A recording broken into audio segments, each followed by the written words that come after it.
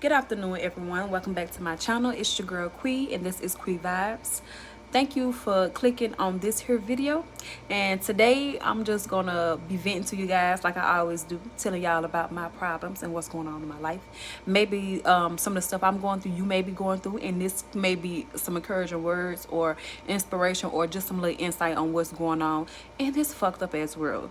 Because shit do happen to good people. Or should I say, bad shit do happen to good people. Okay, yeah, I'm going through some shit again, like always. I always go through shit and I always bounce back, but guess what? Long as I bounce back, right? Okay, so right now the issue is my car. My car. Okay, now if I'm not mistaken, the last video I made, I told you guys that I had went out and I made a change and I got me another car. I don't know if I told y'all that I got the car from a used car dealership, which is not a bad thing. I'm not just gonna sit up there and say like it's a bad thing, but when you don't have lots of money and you have to survive and you are a single mother working a 9 to 5, sometimes you have to get financed and sometimes you have to you have to get a used car. Okay, so that's what I went out and did. I traded my 2007 Dodge Magnum in for a car from this car lot. This car lot in Chattanooga is called Wright's Motors. And I went there to trade my car in because the computer on the Magnum decides that after I get everything on the car fixed, I get the radiator, I get the alternator, I get the battery, I get a new battery, I get new brakes, I get new everything. It decides that the computer wants to mess up. Okay, so I panics. And I'm like, okay, sis, like we have to do something because like we really in this world by ourselves. Besides our few friends that we do have and our couple siblings that we do have, even though they have their own lives that they have to maintain and take care of, they can't just be running after your grown ass trying to make sure that your life is livable and convenient. Okay, so I have to think quick and think fast. So the computer went out in the Magnum, and when I say that, I don't know too much about cars, but I know a little bit. And if you don't know a little bit about cars, just let me tell you. Okay, so when the computer system went out, it's basically the computer in the car is not. The computer is the brain of the car. So without the brain of the car is gonna do whatever the fuck it want to do.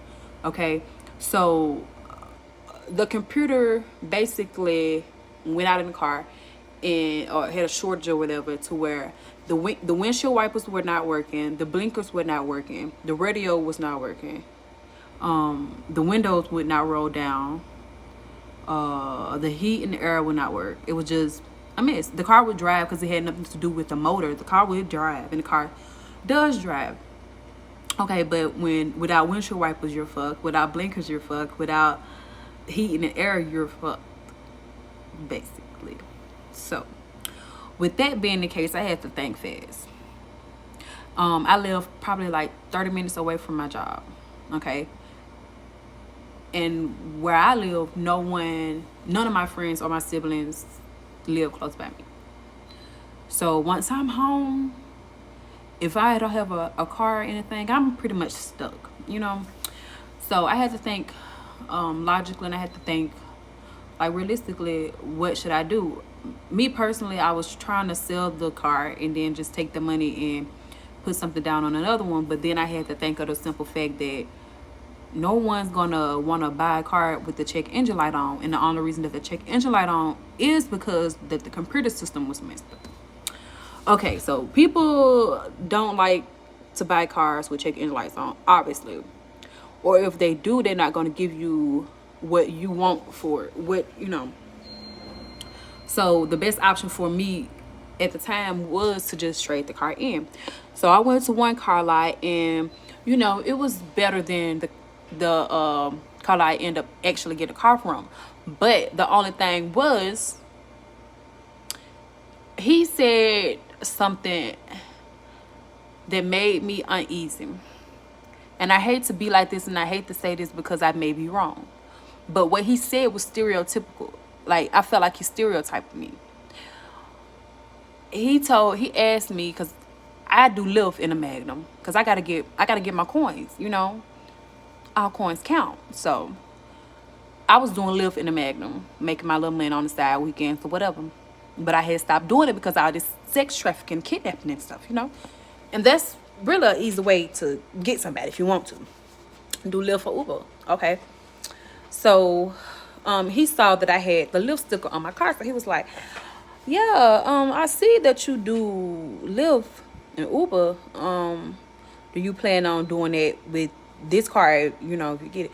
I was like, not thinking of nothing of it. I'm like, well, actually, I kind of slowed down on doing it. I don't do it no more, but I eventually do plan on doing it again once everything, die down with all these kidnappers and stuff. He was like, because I was gonna say, the banks that finance these cars, they really don't want people to put a lot of miles on them.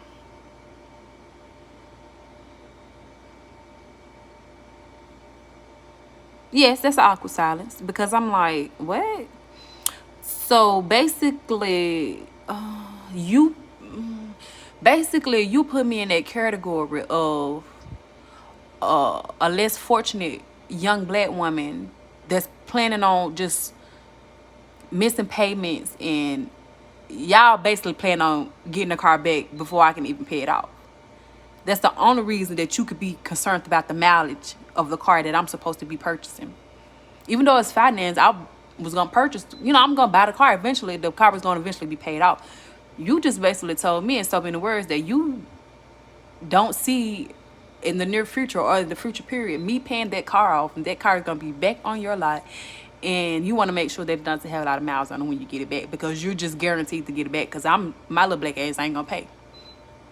Now ain't that some shit? Okay, so that was a red flag. So I automatically was like, no. Went on down the road because I had to be realistic, because I was taking myself. I didn't have nobody to follow me, take me to go try to get a car, and then it was a trade in, so I had to take it, to even get a trade in. So I had to drive. So I had to think. The closest car lots from my job are these little used car dealerships. Okay. I had to think fast because the next day it was going to be storming. Mind you, I have no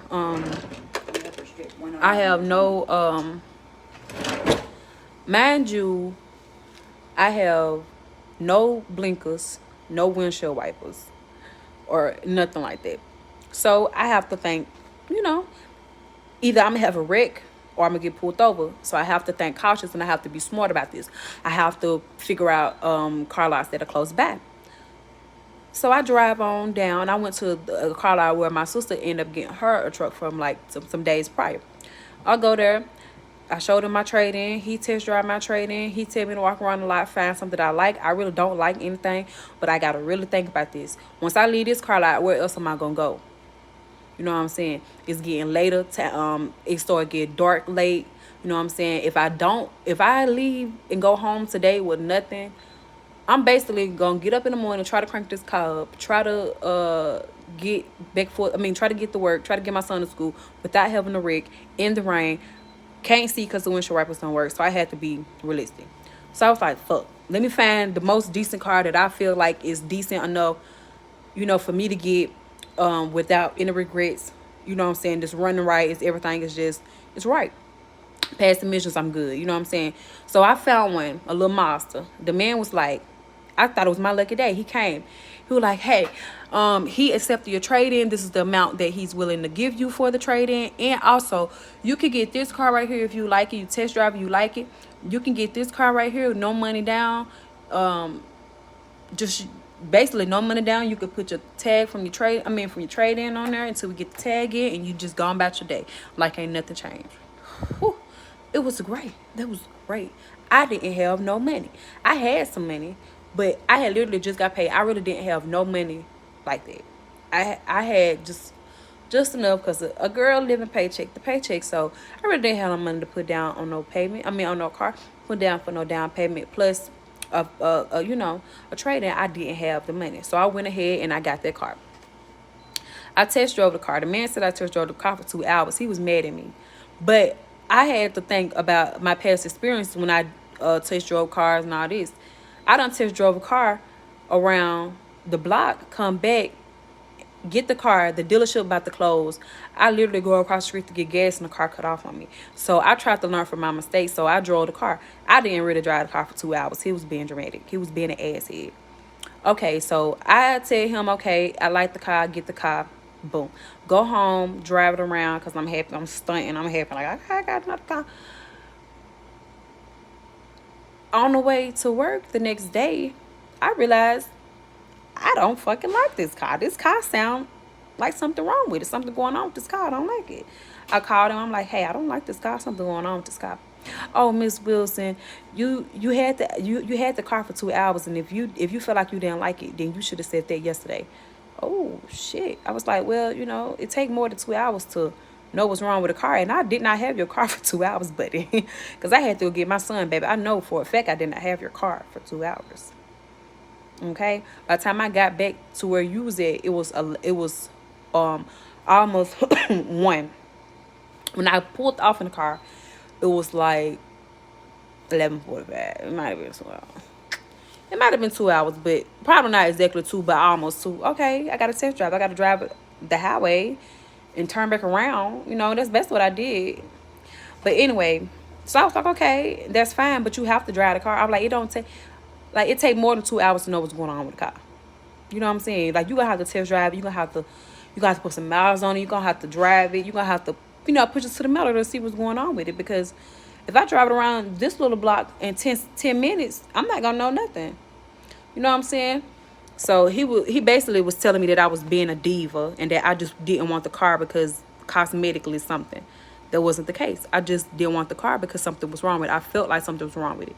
Making a long story short, something was wrong with the car. Just recently, I ended up taking the car back to the car lot, and because he told me to drop the car off because I couldn't crank up the car. The car just wouldn't crank.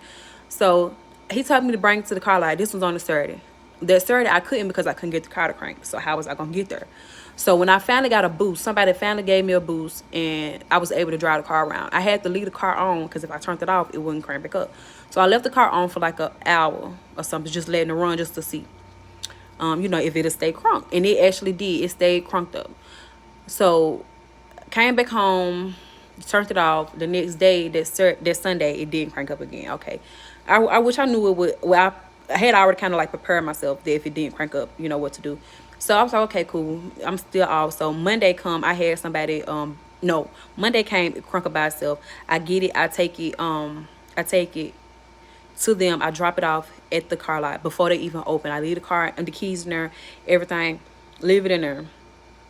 And basically cause that's what he told me to do. So they was planning on fixing it. Now this Monday, this at 8:30. He called me at 8:36. No, this at 8 o'clock. He called me at 8:36 and say, hey, I'm here, the car's here, this and that, and we're gonna get it looked at, this and that. At 2 o'clock, I go there to check on the car to see what's going on. Hey, y'all have any updates on the car? What's going on with the car? Can you tell me anything? He like, yeah, actually, he fixing on the car now. I think he just went and rode it around the block to make sure everything's okay. I'll give you a call back as soon as the car. He said I'll call you as soon as the car done. I was like, okay, that's today, right? He was like, yeah, most definitely, it's gonna be today. It's just it seemed like it probably just like a battery or something. So yeah, we'll get it. We'll get it together for you. I was like, okay, I'm not gonna have to pay nothing, right? Because I told y'all something wrong with the car. Oh no, you're not gonna have to pay. So I leave. I go do my stuff. I'm waiting on them to call. It's almost time for them to close. And they have nobody to call. So I'm like, hold on, what the fuck? So I'm like, girl, I said to my homegirl, girl, take me over there so I can go get my car. They tripping. Like, that's my only form of transportation. I have to go to work. In the morning, my son got to go to school, just everything. When I get there, the car lot is closed. Closed. No one called me. No one said anything. Nothing. Just left. Just left. Now, mind you, I don't have no transportation. My friends ain't rich. They cars breaking down, just everything. You know what I'm saying? I have a best friend that has a disabled child, so she can't just be stopping what she doing to come get me and my son, taking me back and forth to work. I gotta work at 7 o'clock in the morning. Ain't nobody finna be doing that. Then that's 5 o'clock. Like, no, make a long story short, no one called me, no one did nothing. They literally just left me without a car. I called today, and guess what? I'm going back to get my trade in. Okay? Moral of the story, sometimes it's best to go with your first instinct. When I first said that I didn't want that car because it didn't feel right to me, I should have just gave it back to them. Gave it back to them then. But I'm lucky that I was in the right this time, to the point where that man knew, and he said, you know what, if you want to, because I said, you know what, I'd rather take my trade in back. That's how serious it is. Because you left me stranded. You left me stranded with a child. You know what I'm saying? I caught a ride to that dealership to even try to go get my car. So sometimes, ladies and gentlemen, don't bite your tongue. When you feel like something is wrong, don't bite your tongue. Go ahead and let their ass have it and deal with the situation afterwards. Now I got to figure out where I'm going to take this car and get another car. It may take me longer. It may take me days. I might have to put a down payment with it. But guess what? I'm not going to give up. But guess what I didn't do? I didn't settle. I didn't sit up there and let these people manipulate me into thinking that that's okay the way that they treat me. Because they called me this morning talking about, hey, Laquita, your car's done. I'm putting out money, give people gas money and all type of stuff when I shouldn't even have to do that. I shouldn't even have to do that. But anyway, y'all, I'm gonna cut this short. I hope you guys have a good day. And if y'all like this conversation, I got a little bit more to say about this, because a little bit more happened. But y'all know YouTube only want us to make a video for 15 minutes. So I'm in my 15, but I hope you guys have a good day, and I hope you enjoy my video. Please like, share, and subscribe, and comment. Join Quee Gang. Join Quee Gang. Join Quee Gang. Or should I say Tammy Gang, because we still Tammy Gang. R.I.P. Tammy. Okay? Talk to you guys later.